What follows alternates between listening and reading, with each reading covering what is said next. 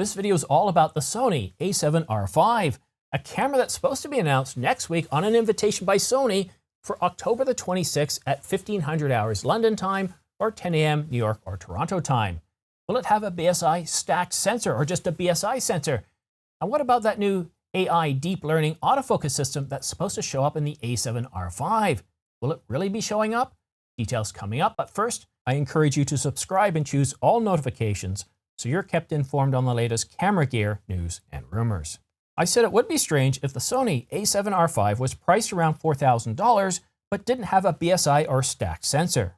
This morning, Sony Alpha Rumors says that the a7R has a 95% chance of having a BSI sensor.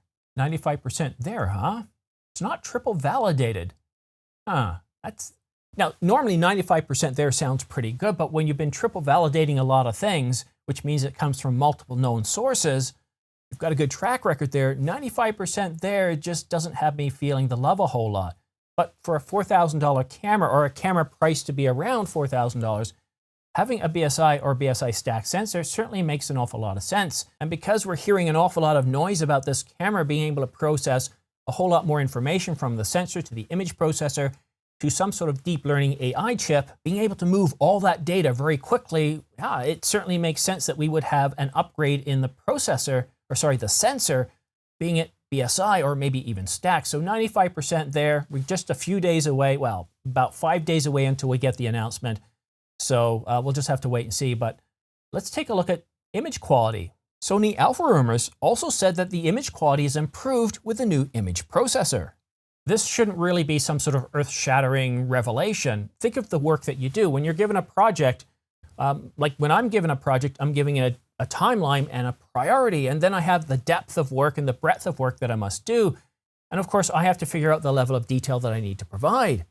But as I'm sure you're aware, sometimes we're given projects with not enough time, and what we have to do is either sacrifice the breadth, the amount of things that we're going to cover, or the depth, the detail that we go into those things within the timeline. Well, the opposite is the case here. By giving us faster processors, image sensors, what we're able to do now is move a whole lot more information. And when it comes to things like video, where you have to shoot 30 frames per second, or 29.97 frames per second, or 60 frames per second, it's not like the camera can say, okay, you know what, this frame's gonna take a little longer to get the detail that the user wants. I'm gonna slow it down a little bit. No, it has to hit that 30 frames per second. It has to hit that 60 frames per second. So what happens if it doesn't have enough time? Well, it reduces the level of detail. So the opposite is true, is if you're able to process a whole lot more information, you're able to provide more detail. And that works in video as well as stills. Now, when we're shooting stills, high-speed continuous, what happens is, depending on what you've told the camera to do, when you press and hold down that shutter button, it's gonna shoot as fast as it can. If you give it more work to do, it's gonna shoot not as fast. Give it less to do, faster. And that's why we always hear up to 10 frames per second, up to 20 frames per second. But in video, it's a very different story. You have a time constraint. For video that's 4K at 30 frames per second, it has to meet the resolution of 4K, which is 3840 by 2160. And for the frames per second, it has to hit 29.97 frames per second. And yes, 30 frames per second in some cases. At 60 frames per second, it's the same thing, 120, 240, etc.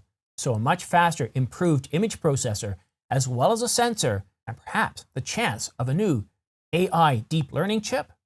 Well, that bodes well for customers looking at purchasing the a7R. Last week, Sony Alpha Rumors told us that the new a7R is going to have a new AI deep learning based autofocus system. And this was a triple validated spec.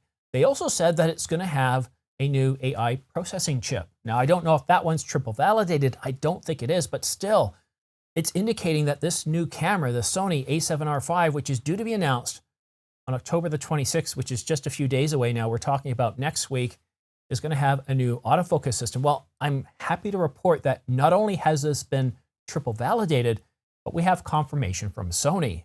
The image sensor, artificial intelligence, and autofocus are, of course, completely different technologies, but they are combined and installed in the camera.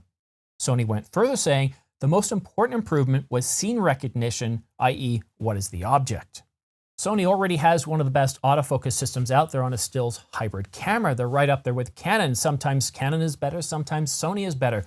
But both of these two companies have very solid autofocus systems. So for Sony to pursue a new AI autofocus system using deep learning and maybe even having a new chip, an AI processing chip right inside the camera dedicated to this, well, that shows that they're very serious about being the number one. And the focus on object detection, I think, is a really big deal. Having a better understanding of the subject that we're trying to maintain focus on, lock on, despite things coming within front of the subject, despite other people entering the scene, the foreground or even the background, and knowing, yes, this is the subject I want to lock on and stay there, without us having to fine tune all the different AI, or not AI, but focus settings within the camera. That's a really big deal to think like we do, to save us time having to muddle around with the settings or change new custom modes just for certain scenarios. That would save us an awful lot of time, and I think that would be a really big deal. Well, Sony didn't mention anything about their AI processing chip in the interview with Uppbeat. They did have this to say. Autofocus technology and artificial intelligence technology are strong technologies that form our base, and we will continue to develop technology in this field. So obviously, yes, it's a little bit vague, but what we really want to know is the camera that's going to be announced on October the 26th. Is it the A7R5? And will this camera see the new technology in it? Unfortunately, we can't announce the product yet, but there's no doubt that artificial intelligence autofocus will be announced with more technology in the future. We have a new camera being announced, a new alpha, and it's going to be next week on October the 26th. We know this because Sony has come out with an invitation. You can see it online. There is an invitation for an event on October the 26th. Sony Alpha Rumors has been saying all week long last week that camera being announced at this event is going to be the Sony a7R5. It's been triple validated. I'm willing to say that, yeah, okay, this makes sense. We're going to see a new camera on October the 26th. It's going to be the Sony a7R5. But will it have this new autofocus system, this new AI deep learning autofocus system that Sony was talking about in their interview with Uppbeat? Well, according to Sony Alpha Rumors, this has been triple validated. The only thing we don't know at this point is if it's getting a whole new dedicated artificial intelligence chip, which is going to have responsibilities related to deep learning and the autofocus system, and whether those capabilities of that chip will be having responsibilities to other capabilities within the camera, that we just don't know.